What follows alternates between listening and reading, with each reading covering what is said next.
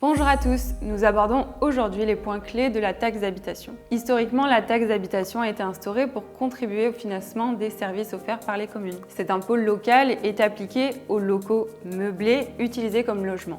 Et selon l'article 1407 du Code général des impôts, cette taxe est due chaque année par l'occupant du logement au 1er janvier, qu'il soit propriétaire, locataire ou occupant à titre gratuit. Le calcul de la taxe d'habitation repose sur la valeur locative cadastrale du logement et de ses dépendances. Les communes et les intercommunalités fixent les taux d'imposition qui varient donc d'une localité à l'autre. Le montant de la taxe est obtenu en multipliant la valeur locative par un taux d'imposition. Attention, la distinction entre résidence principale et secondaire a un impact significatif sur le montant de la taxe d'habitation. La résidence principale peut bénéficier d'abattements pour charges de famille et certains allègements fiscaux. En revanche, les résidences secondaires sont souvent soumises à des taux d'imposition plus élevés, notamment dans des zones tendues où la demande excède l'offre. Depuis 2023, la taxe d'habitation sur les résidences principales ont été supprimées pour les ménages français. Cette réforme, initiée pour réduire la pression fiscale, a eu des répercussions diverses. Pour les foyers, en effet, elle a allégé le fardeau fiscal, tandis que pour les communes, la suppression de la taxe représente un défi financier,